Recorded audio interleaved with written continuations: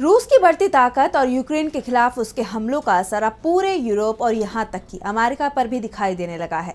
Ukraine अब रूसी हमले रोकने में पूरी तरह से फेल होता दिखाई दे रहा है।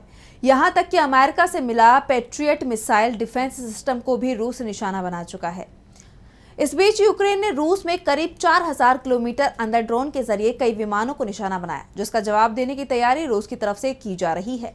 यूक्रेन के हमले को पर्ल हार्बर की घटना से जोड़कर देखा जा रहा है, जिसने दूसरे विश्व युद्ध की दिशा बदल दी थी। अब ये कहा जा रहा है कि बदले की आग में जल रहा रूस यूक्रेन के साथ ही यूरोप के लिए भी संकट बनता दिख रहा है।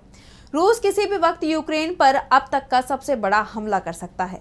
यूरोप को सबसे ज्यादा चिंता अमेरिका के रुख को लेकर दिख रही है। यूरोप को भरोसा नहीं है कि अगर रूस यूक्रेन के बाद किसी दूसरे देश को निशाना बनाता है, जिसमें नाटो में शामिल देश भी हो सकता है, अमेरिका शायद खुलकर मदद नहीं करे। जबकि नाटो में होने के चलते अमेरिका को ऐसे मौके पर युद्ध में कूदना उसकी जिम्मेदारी है। लेकिन डोनाल्ड ट्रंप ने जिस तरह से अमेरिका की सभी नीतियों को पलट कर रख दिया है, उससे यूरोप के देश डरे हुए दिखाई दे रहे हैं।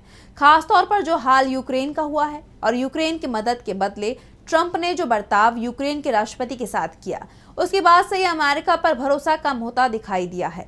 ट्रंप प्रशासन ने भी यूरोप और सुरक्षा गारंटी देने से मना कर दिया है और अमेरिका रूस के साथ भी बातचीत कर रहा है। वहीं रूसी राष्ट्रपति पुतिन की चेतावनी को अब यूरोप बड़े खतरे के रूप में देख रहा है।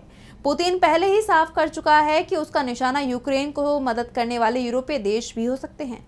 रूस के खतरे को देखते हुए यूरोपीय देश चिंतित हैं और अब नॉर्थ अटलांटिक ट्रीटी ऑर्गेनाइजेशन यानी नेटो ने यूरोपीय सदस्य देशों से कहा है कि वो अगर रूस आक्रमण की कार्रवाई करता है तो मजबूती से जवाब देने के लिए अपनी वायु रक्षा क्षमताओं को 5 गुना बढ़ाए।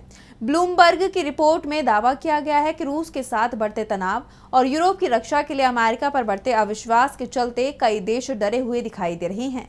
यूरोपीय सुरक्षा को मजबूत करने के लिए नाटो के अंदर नई कोशिश हो रही है। नाटो सेक्रेटरी ने कई और सुरक्षा उपाय बताए हैं और जंग के लिए तैयार रहने को कहा है, जिसके बाद लग रहा है कि तीसरे विश्व युद्ध की घंटी कभी भी बज सकती है। ब्लूमबर्ग को बताया कि नाटो के रक्षा मंत्री 5 जून को ब्रुसेल्स में एक बैठक में हवाई सुरक्षा को मजबूत करने पर चर्चा करेंगे। बैठक के एजेंडे में कई प्रस्तावित डिफेंस सलाह शामिल है, जो 24-25 जून को हेग में होने वाले नाटो शिखर सम्मेलन के लिए मंच तैयार करेगी। खबरों के मुताबिक नाटो सदस्य अपने एयर डिफेंस को 5 गुना तक बढ़ाने पर विचार कर रहे हैं। एक वरिष्ठ यूरोपीय सैन्य अधिकारी ने कहा कि नाटो के सदस्य ड्रोन, मिसाइलों और लड़ाकू विमानों से बचाव के लिए जमीनी वायु रक्षा प्रणालियों की कमी का सामना कर रहे हैं, क्योंकि शीत युद्ध की खात्मे के बाद उन्होंने इस पर ध्यान देना छोड़ दिया था।